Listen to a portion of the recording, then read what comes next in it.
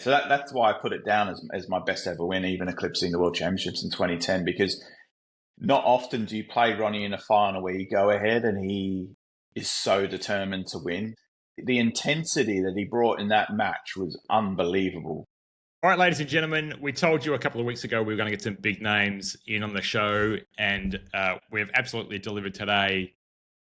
We've got with us Australia's greatest snooker player ever, winner of 26 ranking titles, 6-time Triple Crown winner, and of course, winner of the recent Saudi Arabia Snooker Masters, Neil Robertson. Welcome to the show, mate.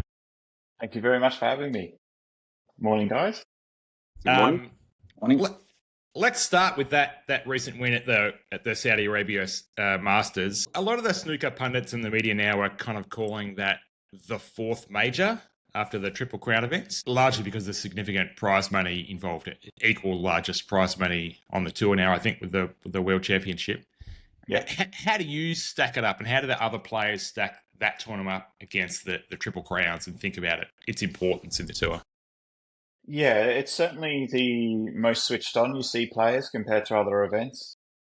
I think the World Championships, you have that as well, but in the Worlds, you only have 32 that actually go to the venue, where with the Saudi Masters, they want everyone there from the first round. You know, I mean, by the time the top 16 get there, there's only 32 players there. With this event, that makes it so sort of unique to anything else is that you have everyone there at the venue. So you have a huge amount of players that are all there. Everyone's like, it's such a high pressure environment because it's essentially the World Championship in terms of the prize money and the ranking points on offer. So everyone's like a lot more sort of like tense, I suppose you could say, because it's like a massive opportunity. And usually with the major events that we have in the season, we sort of like build up to them. Like the first kind of like really, really big one is like the Champion of Champions, I guess you could say, which is like all the tournament winners get together and play each other. But the first Triple Crown event isn't until around end of November with the UK Championship. So we get a lot of tournaments to work our way into it, but the Saudi Masters is, it's the first actual ranking event of the season. The top 16, we had the Shanghai Masters first, but the Saudi Masters, first ranking event of the season to offer that amount of points. You can definitely feel the tension and everything with all the players there, you know, because you know what's at stake. And yeah, it certainly has that very similar feeling of the World Championships where everyone is so desperate to do well. So does winning this tournament qualify you for the 2026 Champion and Champions event? What is...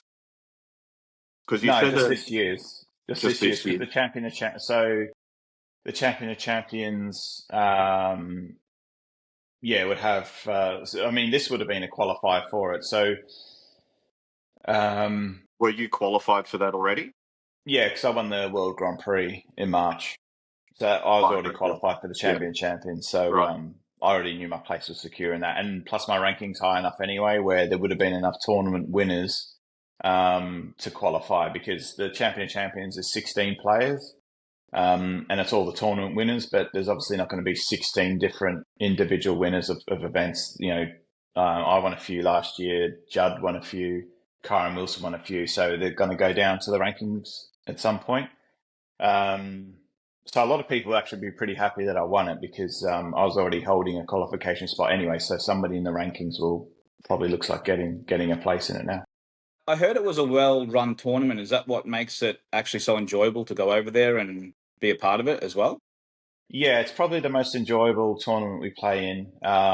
We've got courtesy cars. You got the buses constantly going from the hotels. There's more practice tables there than compared to any other event. So players don't have to worry about booking practice times and not getting practice, because we only get a half-hour slot to book at a time.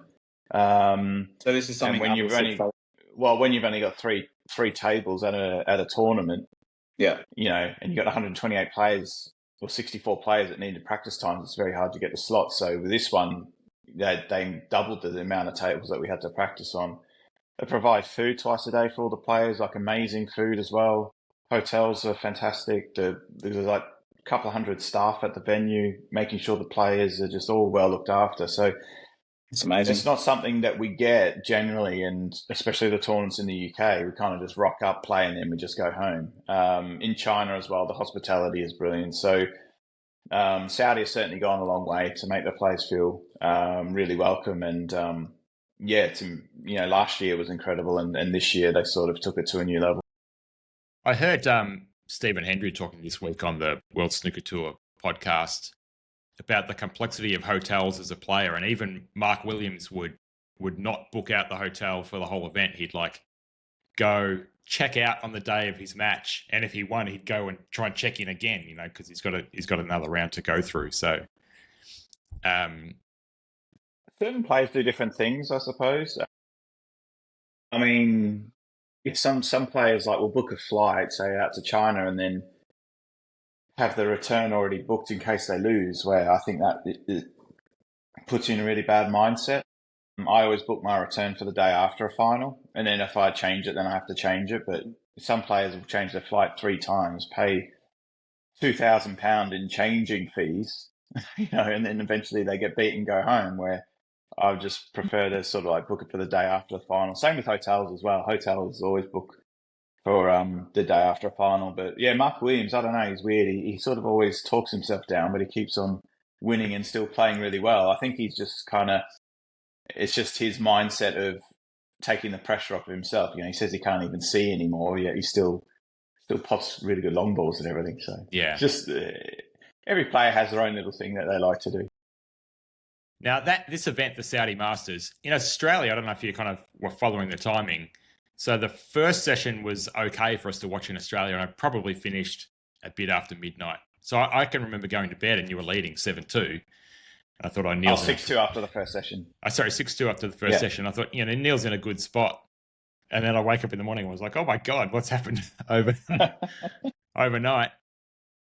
Like, you've talked a lot about what happened in the match, but I guess I wanted to ask on a bit behind the scenes. Like, do you work with your team with Joe Perry, and I know you've got a sports psychologist that you work with as well. Do you talk to them about those situations and how to deal with them when you're parked in your chair and watching a player come back at you, but still trying to tough out the match? Yeah, I mean, Joe was really good that week. I remember the match against Mark Selby in the last 16, and I was 3-1 up, and Mark wasn't particularly happy with how the table was playing.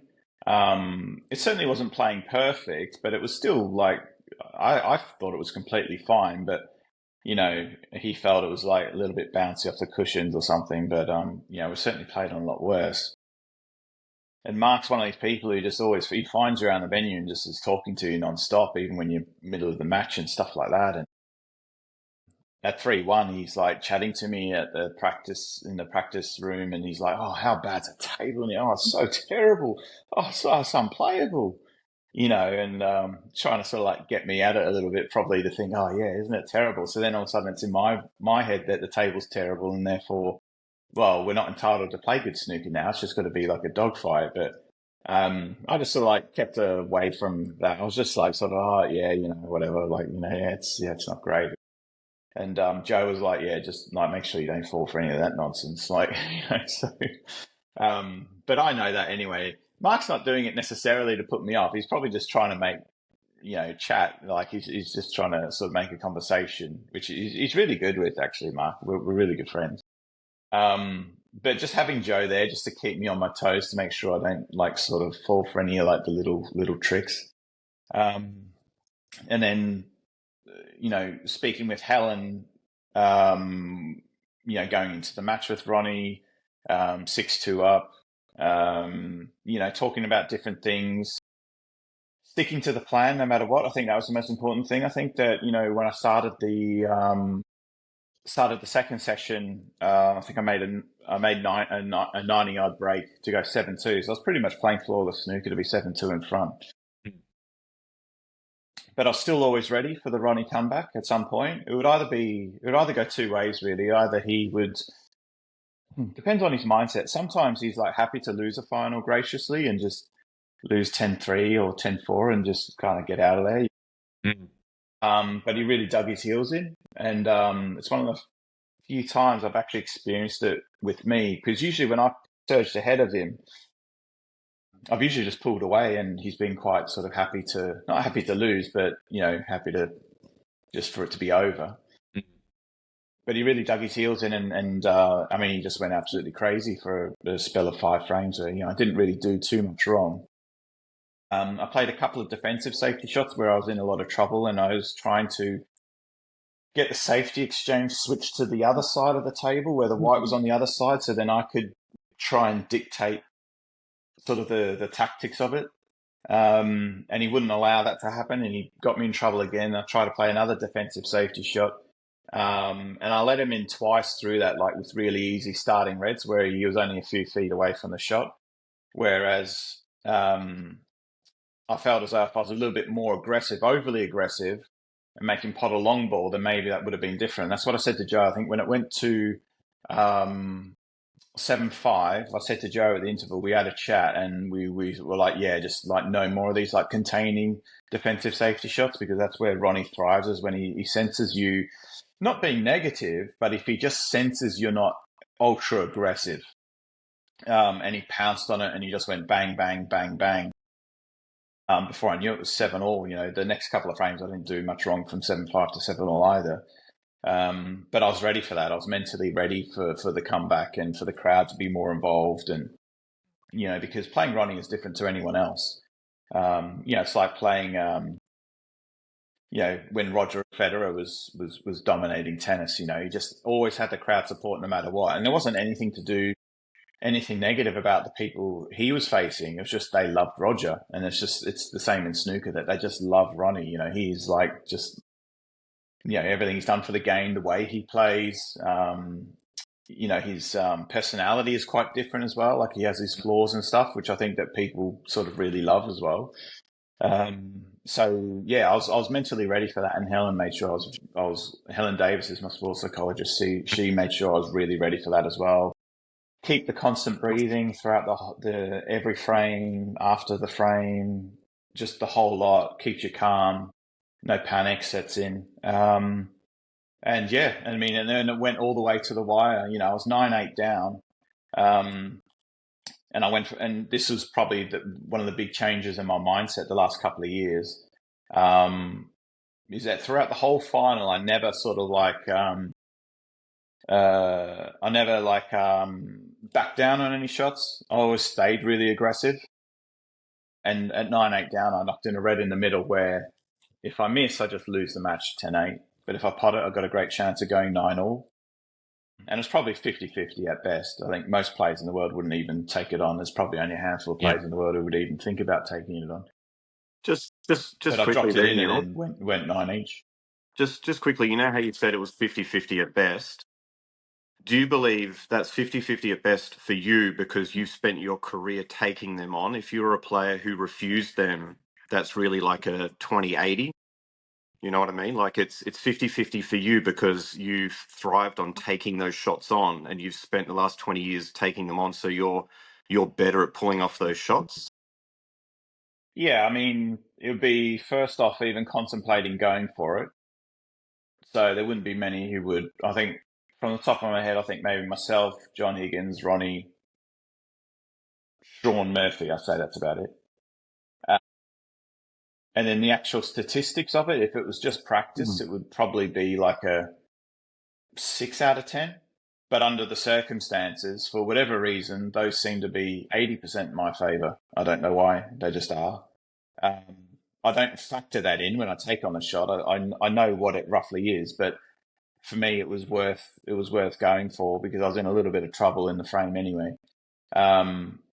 Yeah, but say if maybe a lot of professionals would be sort of like a 3 out of 10, 4 out of 10 pot. But if you were to put them in that situation, it's probably a 1 in 10. So that's why they never even think about going for it, because they're worried about losing the match if they miss. Where I've never really been like that. I've always thought of what happens if I get this in, as opposed to what happens if I miss. I say because we've got like Australian 8-ball players over here, guys like Jake McCartney and Rusty and guys like that. They've got those 50-50s where in practice it might be 6 out of 10, and in high pressure tournament it's 5 out of 10 because they take on these big shots. But you've got other players in practice at 6 out of 10, But in tournament, it goes down to 3 out of 10 because they look for any reason not to play those shots, and you're a lot more confident they're going to miss. They only play those shots when they have to. They've got no other choice. Yeah, So, and they often miss them as well because they don't want to play it. Yeah, they're looking for any reason not to. Trying to avoid losing. Yeah, 100%. And that's easily done. I've been there myself before. I did it a couple of times in the final where I didn't refuse anything. I was always really ultra aggressive with attempting pots, but I played 2 or 3 safety shots where I was trying to the best analogy would be if you're playing tennis and you're trying to just keep the ball in play rather than go for the winner. Just buy yourself another shot to get in the better positions strategically. And that's what I was doing with those safety shots. I wasn't being negative. I didn't turn anything down. I was in a lot of trouble. But instead of playing a safety shot, which was maybe very high risk, but there was a reward there, I was instead trying to buy that extra shot. Ronnie pounced on it. He put me basically in essentially like checkmate in terms of the safety exchange. And then he won those frames. And so after the interval, I was very wary of not playing those types of safety shots to be really aggressive. And it's what you have to do against Ronnie in the final. As soon as he picks up on any kind of weakness, even though if you feel great inside, if he thinks there's an advantage for him to game psychologically, he'll take it. And then, that's why he's won so many finals where he's just run over people. And probably in those circumstances, the way he went 9-8 up, maybe myself or Judd Trump probably currently maybe the only players who probably could win from that position, I think. I can't think of many. Maybe Selby when he's playing great. He's got really good, resolute sort of like mindset as well. Yeah, so that's why I put it down as my best ever win, even eclipsing the World Championships in 2010, because not often do you play Ronnie in a final where you go ahead and he is so determined to win. The intense, you don't see it when you're watching on TV. The intensity that he brought in that match was unbelievable. Like as soon as you play a safety shot, he's basically there right next to you. Just the presence of that, and you need to combat that. You need to do that back to him, or else he'll run all over you. Pounce up. Yeah, I saw that he'd play a safety, so like a figure 8, and normally halfway when it's on its way back, he'll go and sit down. But he was watching the line of the figure 8, and you'd actually be at the table waiting to almost play your shot, and he'd still be there, seeing the result of his safety and almost analysing it. And I don't think I've ever actually seen him make his presence so obvious around the table. It was actually really good to see. Probably the most enjoyable final, not just because you won, it was 10-9, but probably the most enjoyable final I've ever watched of snooker. It was quality. The 2 breaks you made from 8-9 down to go 9-all and win, you rate them as a couple of your best breaks you've made? Oh yeah, absolutely. But before I talk, so say when he played those figure 8s, I would usually be sat in my chair waiting for him to go back to his chair. But I made a big point of get to the table so he can feel your presence too. Mm-hmm. Don't be overly polite and wait for him. Get him hey, get out of the way. I want to play my shot, which is what he does. Mm-hmm. He doesn't let you just sort of calmly play the shot and walk back to your chair. He's like, get out of the way. And that's kind of what I was doing as well. Yeah, I suppose a lot of people are intimidated by him, and you're showing your presence back at him. Yeah, which makes a good final too. Yeah, so. Right. Yeah, that's it. Yeah, so those 2 breaks from 8-9 down. Yeah, the one to go 9-all was because the break I sort of made hard work of it in different points, a lot of really good pots to keep the break going. And then the one in the decider, if I was in practice, it probably wouldn't have been overly difficult. But when you're talking $1 million for that one frame. And more importantly, the ranking points, it means that I would be able to plan my schedule for the next couple of years, in terms of my ranking. And so it allowed me to come home, a week earlier than what I would have been able to otherwise, because I probably would have had to play in Wuhan. So when everything was on the line, and the last red as well. The last red I potted was the best pressure ball. I think it has to be the best pressure ball I've ever knocked in. Probably in the collection of the top sort of 3 or 4, certainly. Because probably the reason why is that with 2 reds to go, I had a pretty straightforward positional shot. to play for the pink, and all I had to do was land on any kind of angle on the pink, and I can get on the last red easily.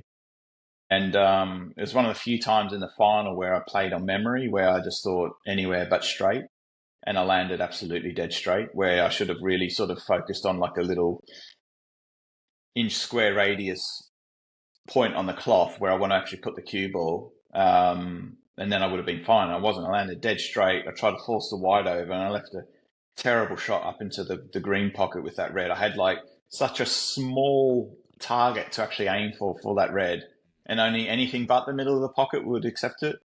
And as soon as I hit it, it was just going absolutely dead center. And then I was just hoping that the table wouldn't roll off a millimeter or two, which thankfully it didn't. And then, yeah, potting the winning colours, that felt really good. Can't lie. Black to yellow, landing plumb on the yellow. That was when I could actually breathe. The black there was a lot of pressure on that because I should never miss it. But it's like, yeah, I was just thinking pot the black, yellow, you win. Like, you know, I wasn't thinking about what if you miss. But looking back on it, I'm thinking, geez, people have missed balls like that before in the past, you know. Because then, in a way, there's more pressure on the black than the red. Because in the red could draw away from the pocket, you know, could get saved. But if I miss the black, I just lose the final. You know, yeah. It was amazing. Well done. That was that little clip of you putting that red, that was on high repeat on the World Snooker Tour YouTube channel.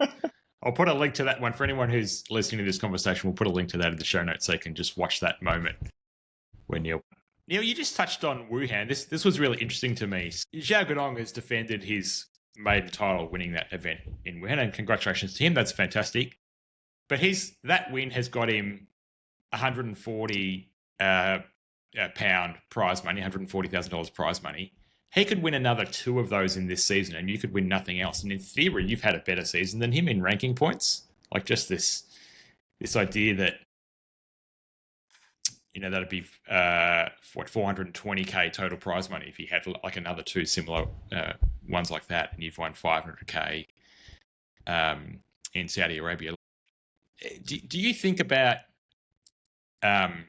success as prize money or ranking points or silverware or triple crowns? What's the measure of success for you in a season? I think you categorize like the events.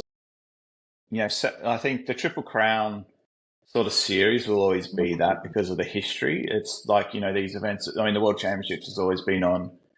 The Masters, I think, you know, that would be going on probably nearly 50 years now as the UK Championship. So those 3 kind of belong by themselves. You know, we've been crying out for like a 4th major for so long because all other really good sports have, like tennis and golf and that.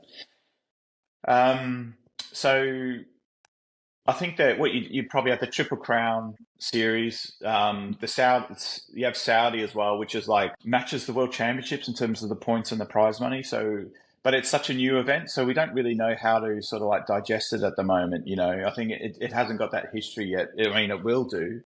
You know, the deal is for such a long time, and then it will do. And I certainly had that feeling of just being around the other players, and especially in the final when the crowd really built up really well, because I think that's probably one of the talking points in Saudi is that early on in the event, the crowds aren't the same as obviously what they would be in like the UK Championship or the Masters.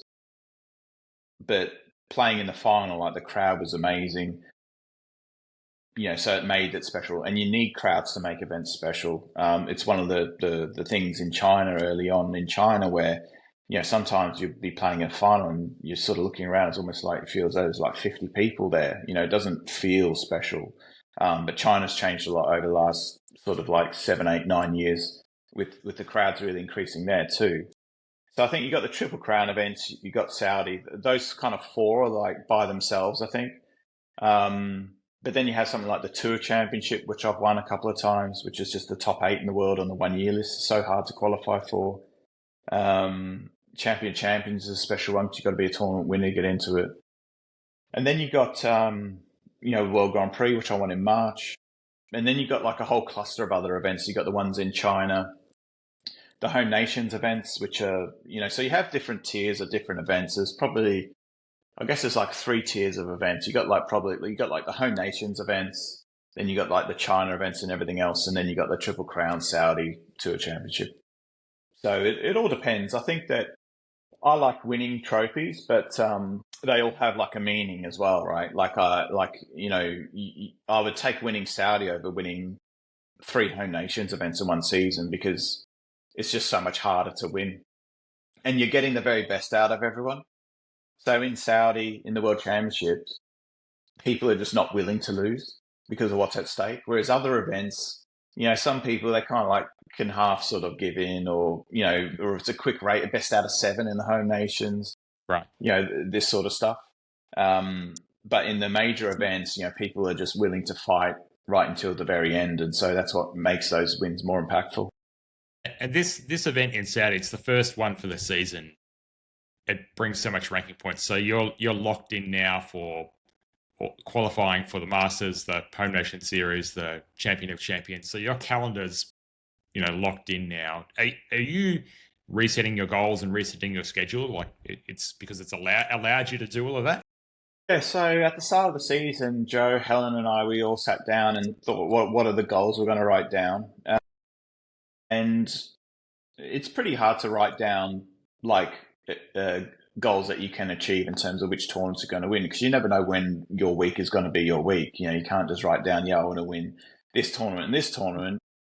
Somebody could play lights out snooker against you, and maybe there's not much you can do about it. You can still perform pretty well. But one of the goals which we thought we were in control of was to qualify for the Tour Championship. So that's where you got to be. Well, they changed it now, where you got to be top 12 on the 1-year points. So in terms of for the season to qualify for it, and then I did that first tournament by, I think, getting to the final was enough to secure my place. So we're having to sort of like try and reassess things, whether or not it's a chance to go for world number 1 again. That's going to be pretty hard because, for the calendar year, I'd be world number 1, but to be world number 1 in, we've got a 2-year ranking system. Yeah. That's pretty tough, especially to compete with Judd, who, he doesn't have wife and kids and stuff, so he can play in kind of all the events he wants to play in. Whereas me, I'm a bit more mindful about not playing in everything to try and sort of get the balance right with, being at home with the family, also coming to Australia as well, these sorts of things. So Wuhan, for example, withdrew from that and it had a significant amount of ranking points. So yeah, we're not really too sure. We're trying to sort of like figure out what are the new goals are, but I think it's more practice orientated. So, when I'm back in the UK practicing, the amount of hours that I'm practicing or the days, I try and have a big thing where I don't try and have more than 1 day off in a row. So it's more about setting goals that I'm in control of rather than performance and results, because snooker is very tough and competitive that it's such a tough sport where you don't have to do that much wrong to lose a match, so it's hard to kind of pinpoint goals on that. The rankings for snooker, if you go back 50 years, back to 1976, the average age of the top 8 there was in the 40s. Let me tell you if you can see. Similar now. Yeah, that's right. So if you look at this, it went all the way down. In 1996, the average age of the top 8 was 26. Wow. And here we are. This is the end of last season. The average age of the top 8 was nearly 43. That is the highest it's ever been in terms of history. And these red dots are your age too. That's amazing. So yeah, it's a really interesting kind of thing. So I guess I just wanted to put that in front of you and see, what do you think about that? Obviously, the class of 92 are dragging the ages up, right? They're all in the top 8. Yeah, they're all 50, yeah. They're all in the top 8 at the end of last season, so they're bringing it up. But you're above the average now too, and you're still a long way. 43, yeah. you've got still plenty of years left ahead of you. But how do you think about the young players coming through, and that they're whilst we're seeing them, every year or two we see a new player, they haven't really come and dominated the top 8. Obviously, you can see these ages on the graph, but surely it's going to happen in the next few years as the young players from China come through, in particular the academies over there. They're just churning out some sensational talent. How do you think about kind of the future of the sport and where the next generation of players is coming from? Yeah, so I think like looking at the graph, I mean, yeah, it was when the sport really changed. Like in the 70s, there weren't many events for those guys. So, I mean, Terry Griffiths, I think, used to be like a postman. Ray Reardon, who was 6-time world champion, used to be a police officer, and I think like a miner as well. And then the sport really drastically changed in the 80s, where it really boomed, and it was probably the most popular sport in Britain. And then that sort of had a fresh influx of like the younger generation coming through. There were snooker clubs everywhere in the UK, apparently, like, hundreds and thousands of them, really. And then, then those old. So what happened was, is that in the 80s and that, those older guys they used to. The lifestyle and everything was different, like probably in a lot of sports in the 80s, where, they used to drink and stuff. You could even see old on YouTube now, them smoking while they're playing. Like, there's just no sport in the world today which would ever have someone doing that. And a whiskey, same. Yeah, drinking as well, but that was just how it was. Same with darts or whatever, or, Aussie rules footballers talk about how much they used to drink and stuff, and it could just never happen today. So you had, like, in the 90s, all the fresh younger players coming through and pushing aside the older generation. And as time's gone on, like we've seen in many sports, like you look at tennis, like Djokovic and Federer and Nadal, how long these guys were competing, where, you Pete Sampras's, and they were done and dusted by the time they were 30. And that's the same in snooker, is that the players have looked after themselves so much better that, in a way, it can become a bit of an ageless sport, where if your eyesight's good and your back and stuff is okay, then, there's no reason why your game should deteriorate.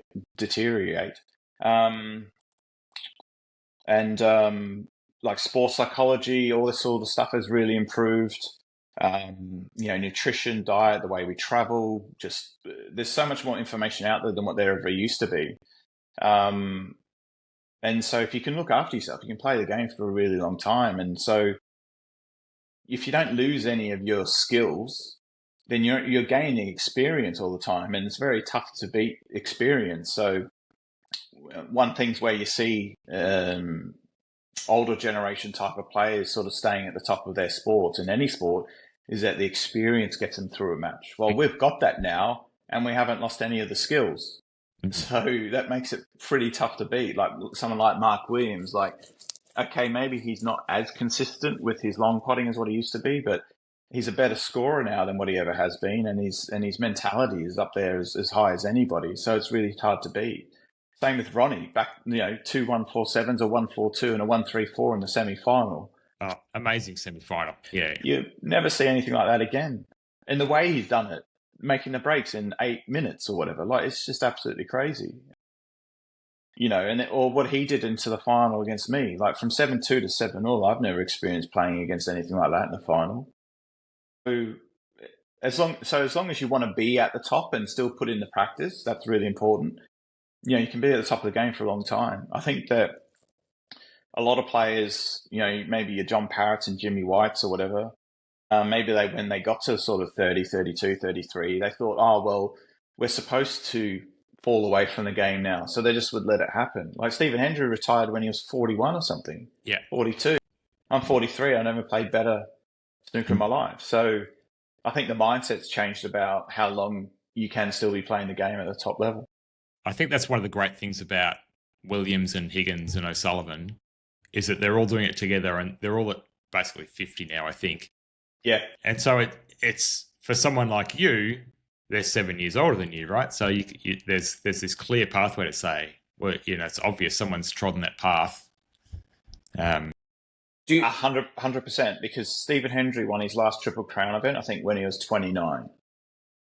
And then he stopped winning, but you got, I think that it was seen that when you get to your 30s, that's when your game starts to deteriorate, and that's when you fall away. And I guess that was just something that was universally just accepted on the tour. It was just, oh, well, I've got to this, so therefore, but like I say, with sports psychology and that, it's all changed. And yeah, Ronnie, Williams and Higgins, they've sort of been they've sort of like really set the trend with how long you can keep winning, because people saw Mark Williams win a world title when he was 43, 44 or something. And it's like, oh, wow, you can still win these big events at that age. And then Ronnie's doing it. And then, John Higgins, a couple of years ago, got to 5 finals in one season. John's 50 and, he won the tour championship and he won the Wuhan Open, like two out of three massive tournaments. He won those at 50. So it's just, you can do it at 50. And that's 7 years away from me, so deep down, it's only increasing. Deep down, do you actually like watching the older generation actually still be very competitive over the younger generation? Like, is it something you actually like, you're happy to see them win and keep progressing through the tournaments and over the younger generation, I guess? Like, it's like, because obviously you're 43 now too, so you're up there with the older generation, but it's still nice seeing that you guys can actually still do well and win tournaments, and it's sort of like you're like competing against the younger generation in a way, mentally. Yeah, I think everyone on tour is really happy to see either one of the class of 92 win. They're just like absolute legends of the game, and everyone's quite happy. There's no jealousy whenever they win. Maybe similar to like maybe myself or Judd or Selby or something when we win as well, but there's still going to be a little bit of that there. I think they're just, I don't know. I think the three of them to come along the way they have, especially like one from England, one from Scotland, one from Wales, it's just like a really special sort of thing to happen. And I can't think of too many sports where that's happened, So players, the whole tour is always really happy to see them win, but the younger guys are very respectful of them as well, right? There's none of this sort of like, oh, well, now it's my time or something like that. It's time to push them aside, because I think that happened when Judd first came along. He sort of tried to sort of change the tone of it a little bit, and it really fired up Higgins to the point where John didn't lose to him for like 6 years in anything that was like any match that had an interval. So Judd's changed his tune a lot as well. Like Judd's he's mellowed out, yeah. Oh, massively, yeah. Judd's a great guy as well. We get along so well together as well. And not many people see that. They see him on the table and sort of have their own opinions of him. Away from the table, he's absolutely brilliant. So everyone's happy to see him win, apart from the finalists, I suppose. I think one of the great things about all three of those guys is that they've all had periods in their career where they've dropped off. They've had bad patches, and then they've come back. It's that's for different reasons for all three of them, but like it hasn't just been smooth sailing. They've all kind of worked hard and come back, and to see them here, all three of them in the top 8 at the end of last season is quite incredible. Yeah, that's right, and they've sort of shown unbelievable resilience as well. Again, like showing, okay, you can fall out of the top 16 or top 20 and then come back, like what I had this time last year. I was 28 in the world and now number 3. I was on the projected rankings last year. I was predicted to be in the 40s by the time of December. So to get to where I am is, it's like, I think I've drawn a lot of inspiration from them with what they've been able to do. And I think the whole tour feels that. So that's why there's no kind of, sort of jealousy or being envy of them or anything like that, because, they're a huge part of why we are here still today. Yeah. Does it ever get to a point where you drop down in the rankings, like you're 28 or whatever, and think, is it my time now to sort of stop or move on? Or does it obviously, it's either go in this direction or go in this direction like what you've done now? Just, is there a point where you start thinking, well, is this it for me, or what do I do from here? Yeah, the back of your mind, just kind of like weighing things up. You're kind of thinking, well, what is going on here? And I mean, the thing that I noticed was that people were all of a sudden taking all of their chances against me, where I'm used to seeing them miss the crucial balls, and all of a sudden they're going in. And it's like, this guy doesn't usually do this. What is going on here? And that's why it's so important to be just always on it. Because it was 3 years ago, I won 4 major tournaments in one season. Just the most, 147 at the Crucible as well. Just the most unbelievable season. Beat Ronnie 3 times to win 3 of the massive, massive tournaments. And this was before the China tournaments were back on. So we had was nearly about a 4.5 month gap between the season starting and ending. And I pretty much had that entire time off. I was just like, allowed myself to get a little bit sort of lazy, probably for the first time in quite a long time. Because I felt mentally it took a lot out of me that season. And yeah, you can't just flick the switch back on and just start winning and dominating again as much as probably in the back of your mind you think you can. And, the tour very quickly picks up on, "Ooh, maybe this player's not quite as sharp as what he usually is." And then all of a sudden it gives them a little bit of confidence. And the standard of the players now is so high that you just can't afford to do that anymore. In the 90s and that, the top players could just walk into the quarterfinals before they even have to really even try to win a match. Whereas now, you need to be on it from the very first match. And I think that's what I noticed, is that people taking their chances against me when they would never usually do. And I had to work so hard to get that back. I think that because last season, quite early on, things turned around. But the season before, I was actually practicing really, really hard. But the ship had already sailed. Players were already confident against me, even though I was happy with how I was playing. But they were convinced in their minds that I must have been having something, catastrophic going on in the background, even though there wasn't. But if a player's thinking like, "Oh, wow, geez, he's got problems, maybe I've got a chance to win today," it doesn't matter what you think. If people are knocking in long reds and winning the frames against you, there's not much you can do about it. So I had to work really hard to fight and get that back. I think Helen was the massive turning point for me. I lost in the World Championships. I didn't qualify for it, and I thought, I've just about had enough of this. And so that's when I looked into sports psychology, and she completely transformed everything. Because what happened is that I had changed my mindset of still expecting all these kind of results and putting too much internal pressure on myself to get back to winning, because everyone's like, "What's wrong with Neil? What's wrong with Neil?" Even though there was nothing wrong with my game. I was practicing well, I was playing really well in practice. So it was just about changing the mindset of taking the pressure off me, and and that helped massively. And then working with Joe much more full time as well was really good, having him at events all the time, his experience. And things quickly turned around. So I was 28 in the world, got to the quarters of Saudi last year, and then I won the English Open straight away. And then I was, kind of well on my way back. Good stuff. Now, it's a pretty unusual situation to be able to be on an interview when your brother's on at the same time. So I want to try and ask a couple of questions that kind of affect both of you. Like, can you tell us, like, back in the early days before you left Australia, you're in Melbourne, you grew up, you're playing snooker in your dad's pool room. Like, who were the role models and influences back when you were a kid in Melbourne in Australia?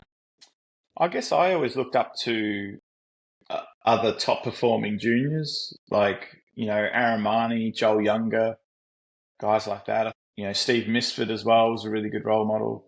Yeah, the Brunswick guys, they were really respectful players. Like, when you played them in pennant and stuff, they had, really good sort of like etiquette and that. But I mean, like Brett Rogers was at my dad's club all the time, and, really good character, and I mean, helped me just tremendously. He was an incredible player in practice. Scotty Matthews, the routine instructor, as we know him now on YouTube. Shakalaka. Yeah, boom, shakalaka, yeah. So I think it was like a whole mixture of people, really. I think, some of the older coaches as well, like, Peter Gray was really good. He's no longer with us anymore. And, John McKay, another one who passed away, John McKay was someone who, he really did a lot for the juniors in Victoria as well. Like, we always used to have the junior tournaments always in like shopping centres and stuff like that, like the massive shopping centres. I think that really helped us perform in front of crowds, because, sometimes you have a couple hundred people there watching, over the different levels and whatnot. I think that really helped sort of like the younger players sort of like perform well under pressure. And so there was a whole load of people that would, that are kind of like, that have contributed towards, me as a player and Marc as a player. I don't know. I think the vibe around like my dad's club was really good. It was good fun, and that it was really great characters, as there always was back then. And I think it, I don't know, it set like a really strong mentality of an example as well. not just like as a player, but certainly as a human being. That's for sure. And Marc, I wanted to ask you, like, Neil left home to go to the UK. I think you were 15, Neil, when you first went over to the UK. Is that right? 15 or 16? I first went there when I was 16, but when Marc and I were living together, I would have been 18. He would have been 17, 16, 17. Yeah, and I want to ask about the first trip over. So you're going over to the UK to tackle. So the family's kind of separated across different parts of the globe. And I guess I just wanted to get an insight, Marc, from you first of all.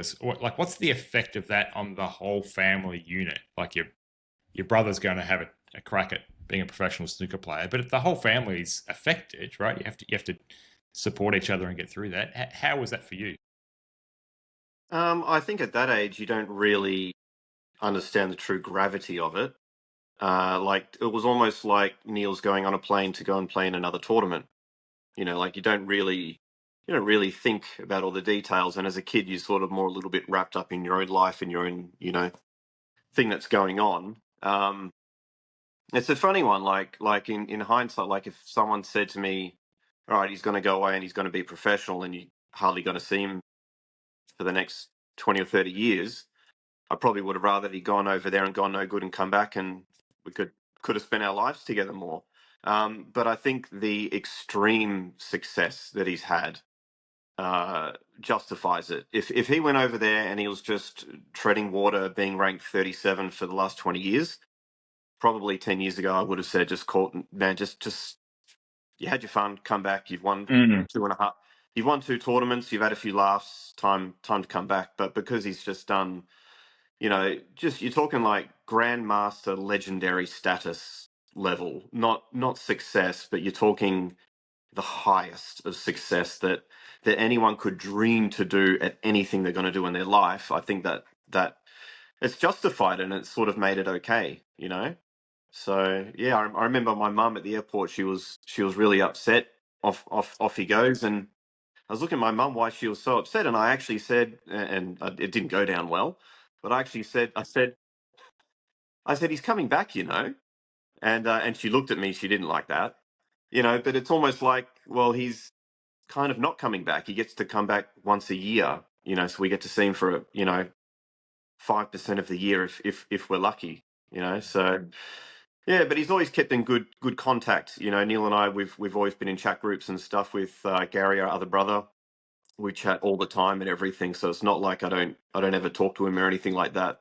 Pretty much almost a weekly basis we're sending messages and stuff. So yeah, it's pretty much daily now, isn't it? Like I think that's helped a lot with I think before sort of like FaceTime and WhatsApp and all this sort of stuff, and the ability to record a lot of like, videos and pictures of like my children and sending them to Marc and Mum and the rest of the family, that's kind of like helped a lot with that to be able to communicate like we are now. Whereas before, like when I was younger, I found it really tough where, I'd have to sort of like get an overseas sort of phone card so it wouldn't cost me like $30 a minute sort of thing, Yeah. or send an email once a week, now it's sort of like helped a lot with that. Yeah, but it is still really tough. Yeah, absolutely. And I think Marc's right, is that it's only kind of like this level of success, which has kind of like made it, just about worth it. And even then it's still really tough. But, if I was floating around sort of 30, 40 in the world, there's no way I would have continued for as long as I would have done. Maybe would have done it for maybe 10 years or something, and then would have looked to maybe open a club here in Australia or something like that and, live out here. So, definitely Marc sort of like summed it up really well there. And Marc, when you were young and Neil's kind of first had a crack at that, did you ever aspire to follow in your brother's footsteps and have a crack yourself, or was that never on the radar for you? Neil's always been very focused and driven on something. So like anyone who knows Neil, he doesn't have a lot of things going on in his life, but when he's got something, he tends to it seems like he seems to have 2 things. He's got snooker and then his side thing. Where I've got whatever it is I'm doing, and then I've got all these things going on. So I find it very hard to stay focused on one thing for long enough and dedicate enough time to it. So I would be, I saw Neil play. Well, it's a bit of a funny story. I'll tell it. Is this the one with Vinny where I sent you up to keep an eye on Vinny, and you ended up doing better than him? Oh, Q geez, school. I did. You know what? I never even thought of that. By the way. Yeah, I'll tell this. I'll tell Oh, this. Jesus Christ. Okay. Well, you know what? I've never even thought of that. This predates that a long time ago. We were living with my mum. Neil had left school to practice and play snooker, but Neil was already, even at that age of 14, 15, one of the best players in the country. He was winning tournaments and he was performing freakish level, performances on the snooker table they were not normal. And I was okay at the game too. And anyway, I remember getting my backpack on. I remember this so thoroughly. And this was when the Nintendo 64 just came out. And I remember it was really cold that morning, and I've got my backpack on for school and stuff. And I'm about to go out the front door, and I look over at the couch. Neil's playing Mario 64, snuggled up with a blanket and everything with a cup of tea. And he goes, "Ha ha, you have to go to school." And that really annoyed me. And I thought, you know what? I want to try and be a professional snooker player too. Yeah, I didn't go down very well with Mum, did it? No, but we'll keep that one as in the family. I did start playing and practicing a fair bit, and I was getting good, and I was getting fast at at what you would probably call a talented player's normal projection. But now being older, I wish I had the wisdom to accept for how good Neil was and how much of a freak he was, and I didn't have to be as good as him. Even 80%, of what he was would have been good enough, and maybe I was at 70%. And if I was at 80%, I could have just sort of latched onto him and been taken what he's done, but maybe only have won 5 ranking titles. Do you know what I mean? But at the time, you see your older brother, and he's knocking in. You got to understand, Neil was 14, 15, knocking in centuries like it was easy, like it was nothing. I remember watching Neil make his first maximum when I think you were 15, and I watched you make your first maximum. 17. First maximum was 17. 17. Well, I saw. Yeah, that was at Q Sports, right? Yeah, you were on the next table. Q Sports. Yeah. I was at the next table. Do you remember what I said? I can't remember. Oh, it was not good. Yeah. Probably said I was lucky, maybe. Look, so this was at the mindset of you're competing with your brother at the time, and he's knocked in his maximum, and the first thing I said was about time, So that goes to show where sort of my mind was at, But I'm there struggling to make a century. I'm not even sure if I'd made a century yet, and he's made a maximum, So it was a bit of a funny one. So I wish I had the mental fortitude to understand what just genius level he was, and all I had to be was apprentice genius. I didn't have to be as good as him. And maybe 10 years down the track, maybe I overtake him or something. Who knows? But at the time, I couldn't wrap my head around it. So I went and got a job that made money because I wasn't good enough to win tournaments like he was to pay our rent.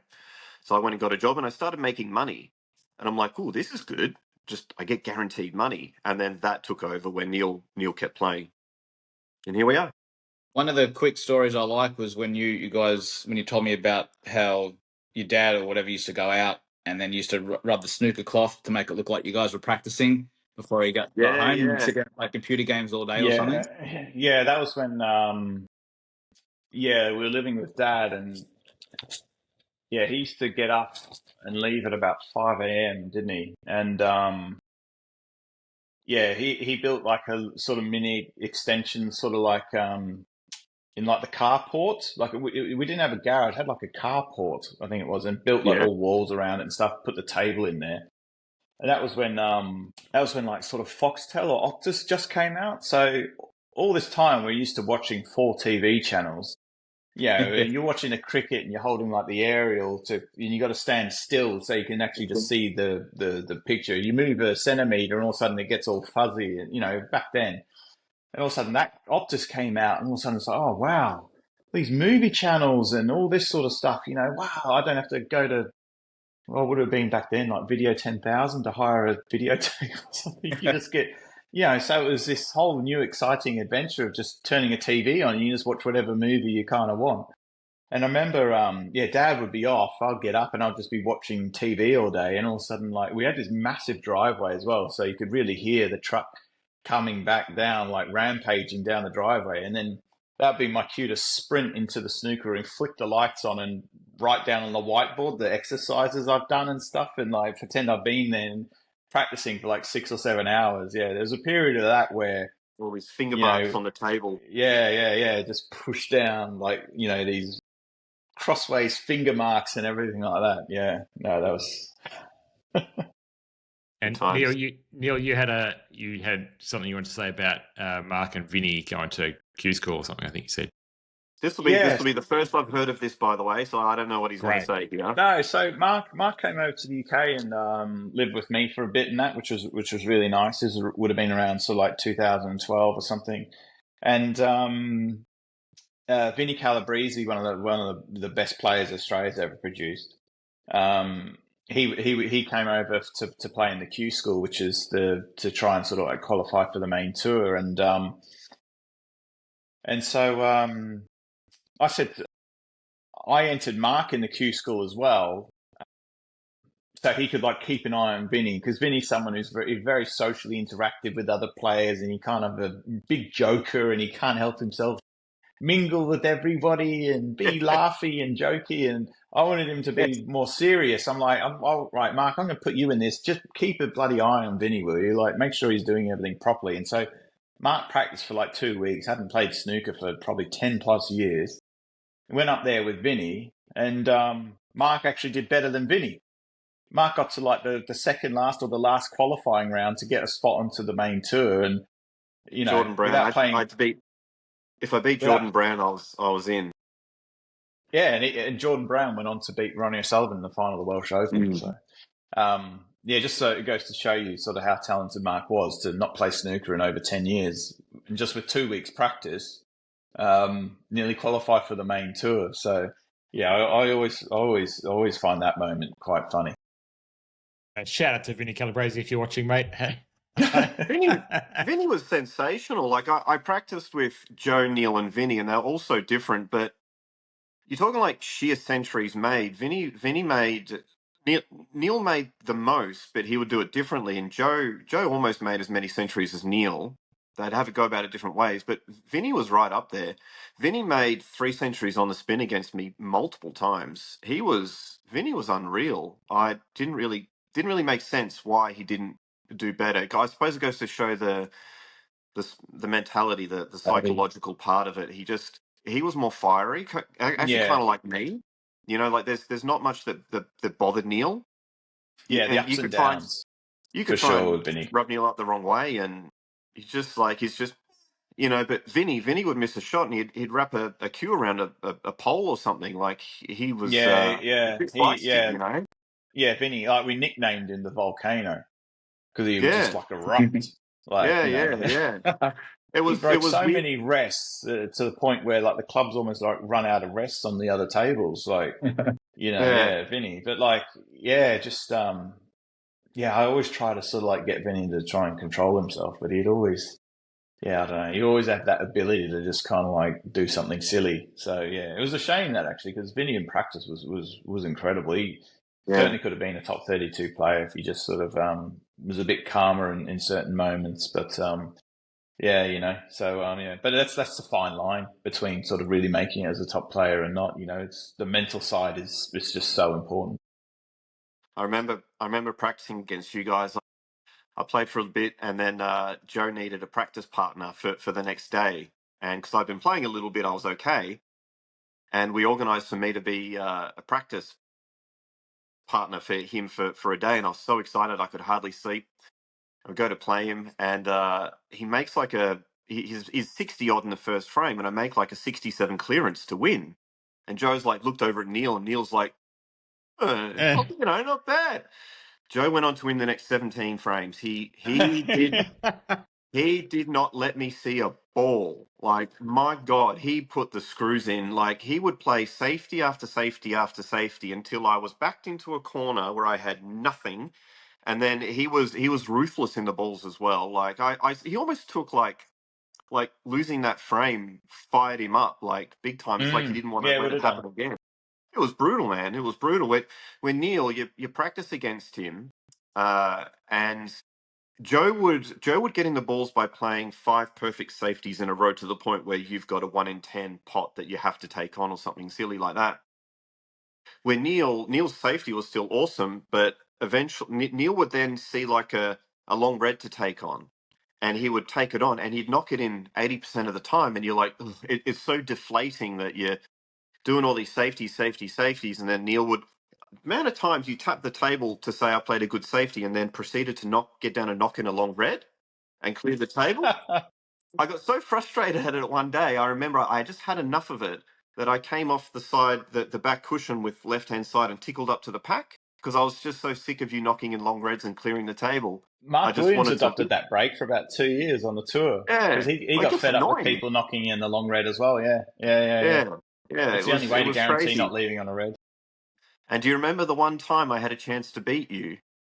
So Neil is well, the Robertson family is not known for being on time for a lot of things, and we would play and practice and stuff normal days, and sometimes we would have sets best of 9, and I would never win, but I'd win the frame here or there. And there was one time it's 4-all.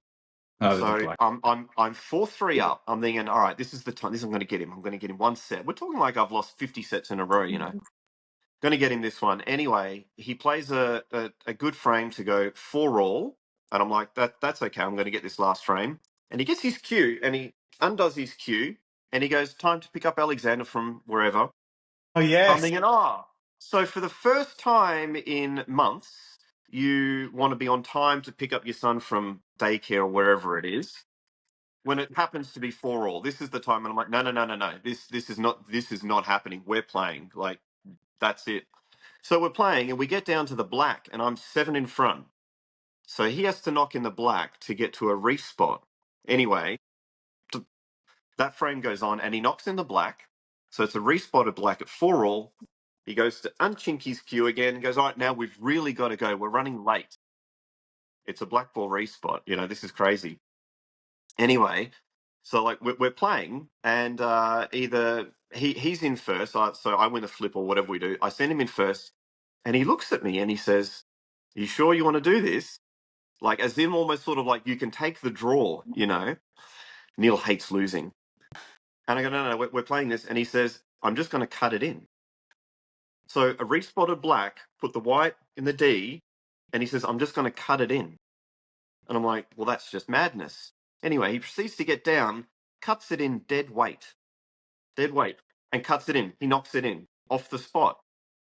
And I've realized now, all these years later, that was his way of, if he missed the pot and sat it over the hole and I knocked it in, he'd go, yeah, you didn't really win anyway. I played a long cut shot, you know, and so I realized he's somehow created, even in a 4-all black ball A respot win-win. situation, a win-win situation. Reminded me at the golf course yesterday, Neil. He actually played really well. Probably one bad shot, he sliced it into the woods.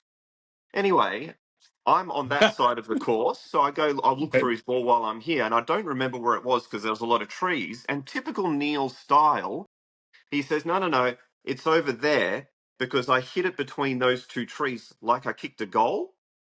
I'm like, oh my God. Only Neil could slice it into the woods and claim it as like kicking a goal, you know. Unreal. Yeah. Classic. Fantastic stuff. Neil, thank you so much for joining us. It's been a pleasure to have you on, mate. Yeah, anytime. That was good fun. Yeah, and all the best with the rest of the season. I note that you're only 9 centuries away from crossing the 1,000 mark. So in the next couple of tournaments, we should see you I together. think 7. 993. 7, It's is 7. it? Yeah, 7. 993, I think. Yep. Yeah. Fantastic. So about to And I'm cross that line. gonna get the quickest out of anyone in terms of frames played. So that's gonna be good. See? He's done it again. It never ends. Yeah, because they brought out the stat of like Ronnie got to 1,000 in a century every 14 frames played. I think Hendry was something like 1 in 18 frames played. Yeah. Oh, that's shit. Well, he didn't get to 1,000, but Yes. and I think Judd did it in 10 point something, and I'm going to do it in 9 point something. So In under 10 frames. You haven't done it yet. yeah, but even it's like I've got so many frames to work with that yeah. So I'm going to be the first player to do it in under 10 frames. Well, You would good have found some stat out there that your 1,000 centuries is better than Ronnie, Higgins, and Judd's. Yeah. On a side note, congratulations when it happens too. Like it's Thank you. still a bigger, bigger we'll be cheering you on for that and for the rest of the season. So good luck for the rest of it, and hopefully you can join us again one day. Yeah, absolutely. For another Anytime. chat. That's been really good. That'd be fantastic. Thanks so much. Cheers, boys. All the best.